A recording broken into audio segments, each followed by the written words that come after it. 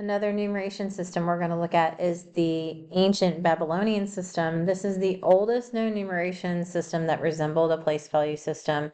It was developed by the Babylonians in about 2500 BC. So their system is what's called a sexagesimal system, which is another word for saying it's a base 60 system. So ours is a base 10 system because each place value means it's a power of 10. Theirs is a base 60, so each place value is a power of 60. Okay, so technically it is not a true place value system because remember I said that the concept of zero didn't really come around until around 400 AD, so there was no symbol for zero. So technically, because it doesn't have a symbol for zero, it's not considered a place value system. They did add a symbol later. So one thing that's kind of unique and cool, and you might think it's maybe even better than ours, is that the Babylonian system only uses two symbols, right? So they've got this downward triangle and then this kind of boomerang looking thing. And that's it, right? All of their numbers could be represented with only two symbols, or I guess if you include the one they added later for zero, then technically three symbols. But that's kind of superior to ours in a way because what we have 10 symbols, right? We have the digits 1 through 9 and 0. So all of our numbers, we need 10 symbols to represent them. They only need two. However, you're going to see how it's definitely a bit more complicated than our system. And some of this is just to kind of see like how numbers have evolved over many years and how different ancient civilizations did this. But a lot of this is really so you kind of get an appreciation for how awesome our current number system is, the Hindu Arabic system. So we're gonna do these Babylonian symbols. We're gonna start by translating Babylonian symbols into our Hindu Arabic system, and then we'll go the other direction as well. So when you see a space between your symbols, that is your place distinction, right? So that's like saying that this is in the rightmost place value, and then this is in the place value to the left of that. So if this were in our number system, we would say that this is the ones place, and then we would say that this one's in the tens place, but that's because our system is a base 10 system. However, theirs is a base 60 system. So in their system, this is in the 60s place. So in our system, we know that like the ones place, that's really the same thing as 10 to the 0. When we did our expanded form, right? We said that was 10 to the 0. And then the tens place is really 10 to the first, right? And then the hundreds place in our system is really 10 squared. And then thousands is really 10 cubed. Theirs is 60 to the 0, which is still 1, right? Anything to the 0 power is still 1. But then it's 60 to the first and 60 to the second, which is 3600, and 60 to the third. Those are their place values. So what that means is, so if we were looking at the symbols, first of all, we can see that the symbols here in the 60s place, they've got two boomerangs and a downward triangle. So that's two tens and a 1. So that would be 21 essentially, right? But that's 21 in the 60s place, right? This number here in the ones place, they've got three boomerangs and a downward triangle, so that is 31, right? And so if we were doing our number system, we would multiply that, right? So when we're doing expanded form, we take the digit and we multiply it by its place value. So we would do like 31 times 1 since it's in the ones place, right? And so in our number system, we would take the next one and multiply it by 10, but that's because ours is in the tens place. Theirs, we would multiply it by 60. So this is how we're going to figure out what this number actually represents, right? So we would just go ahead and do the multiplication and whatever method you like to use to multiply this. 21 times 60 is going to be 1,260, and then of course 31 times 1 is just 31. So when we add these, we can see that this is 1291, 1291 is what is represented by these symbols. So it's kind of cool. Like I said, they've only used two symbols, so that's really clever. But at the same time, I can't imagine just being able to look at that and tell that that means 1291. It took us a little bit of math to get there. So let's do another example and then we'll go in the other direction, right? So this one, we can see that we have space here and here. So there's actually three separate place values. So that means that this is the ones place, this is the 60s place, this is the 60 squareds place, right? So that's the multiplication we're going to do. So you can do right to left or left to right. I'll do left to right this time. So I can see the two downward triangles that would represent the number 2 because each of those is worth 1. But then it's in the 60 to the second power place value, right? In our number system, that would have been the hundreds place or 10 squared, but since theirs is base 60, it's 60 squared. And then I'm going to add to that. So essentially what I'm doing here is I'm writing expanded form. I'm just using base 60 instead of base 10. So the boomerang and the downward triangle, that would be 11. And then instead of multiplying by 10, I multiply by 60 or 60 to the first power. Plus, here's a 1, and then that's in the ones place, or same thing as 60 to the 0 power if you want to write it that way. So this is really 2 times 3600 plus 11 times 60 plus 1 times 1.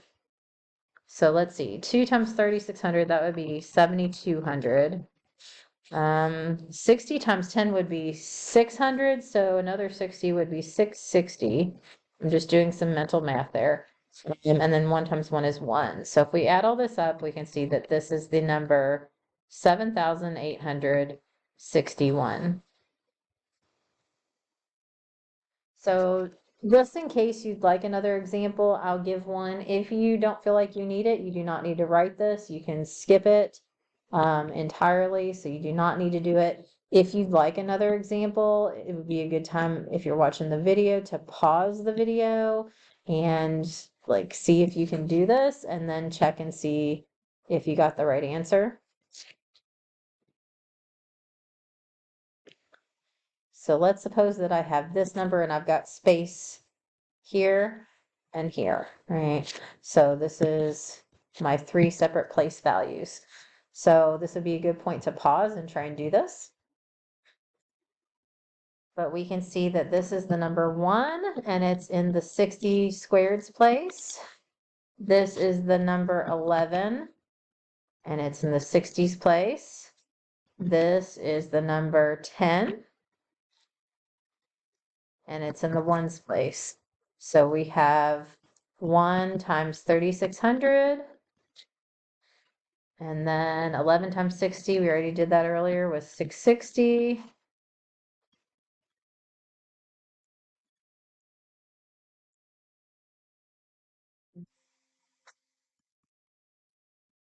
And then 10 times 1, of course, is 10. So if we add all that up, you should get 4,270. And then the last example we'll do here with the Babylonian system will be to go the other direction. So what if we start with a number in our system?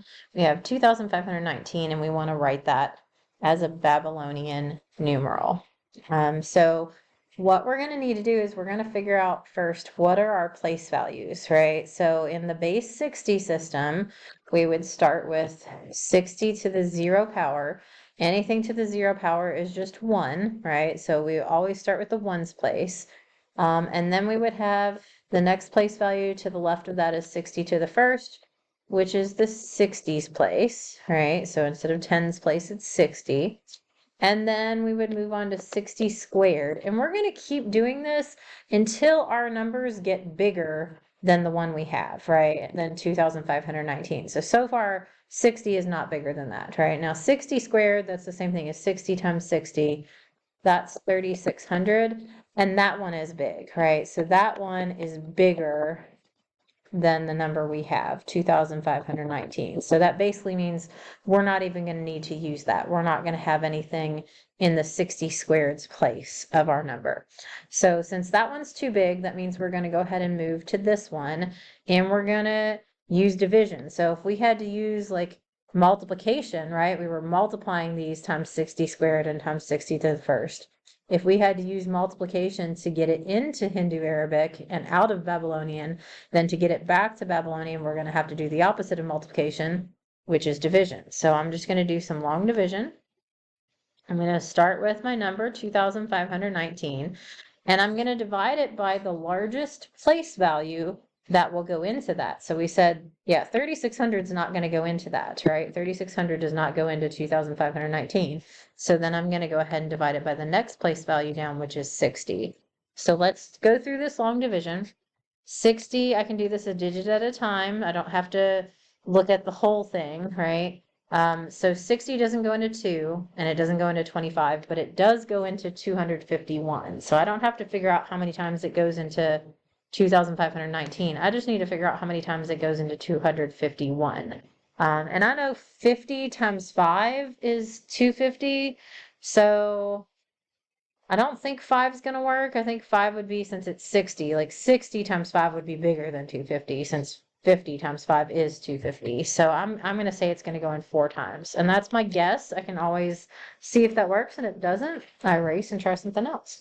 So let me multiply that number on top by the number out front, and I can do that a digit at a time. 4 times 0 is 0.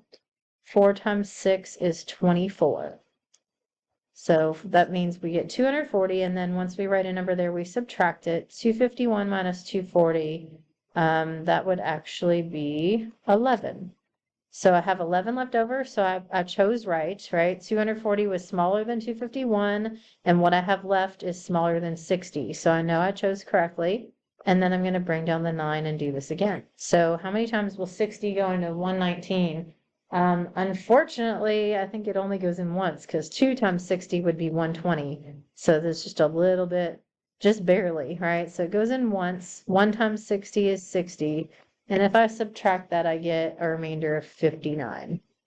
So that means that 41, right? 60 goes into that number 41 times. So that means 41 is what's going to go in the 60s place in my number, right? Now I need to figure out what's going to go in the next place value, right? So in the 60s place, I know I'm going to have 41 there. All right, so the next place value over is the ones place. So what I'm going to do then is I'm going to take what I have left. I'm going to take my remainder, which was 59, and I'm going to divide it by whatever the next place value is, in this case 1. So how many times does 1 go into 59? You can do this a digit at a time if you like, but hopefully this isn't too hard to just say, oh, well, that goes in 59 times, right? So 59 times 1 is 59, and I get a remainder of 0. So that means that how many times can I get a 1 out of what's left? I can get that 59 times. So 59 is what's going to go in the ones place. So this is essentially my answer. I just need to change that now into symbols. So 41 in symbols is, let's see, 40 would be 4 of the boomerang looking things. And then 1 of the downward triangles. And then I would leave a space to move to my next place value, to move to my ones place, and I would do 5 of these sideways ones.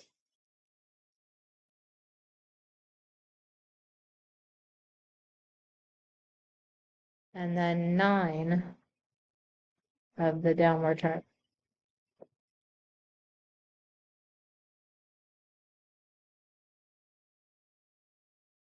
And that's my answer. In Babylonian numerals, that's 2,519. So I'm going to show an extra example just if you want it. If you don't want it, you don't need it. You don't have to write this down. This is just if you want one, and you could try the same process on this if you like. And if you want to try that and then check with the video to see if you're correct. would be a good way to get some extra practice. So we're going to change 7,223 into a Babylonian numeral. This is a good time to pause and see if you can get that answer. Okay, so I'm going to approach this the same way at the start, right? So I know that my place values are base 60. So I start with 60 to the 0 power, which is 1. That's not too big. That's smaller than 7,223. So that's fine. Then 60 to the first is really 60. That's not too big. So 60 will go into that number. 60 squared is 3,600. 36 will go into that number. So that's fine. If I moved on to 60 cubed, I can tell you that number is going to be way too big.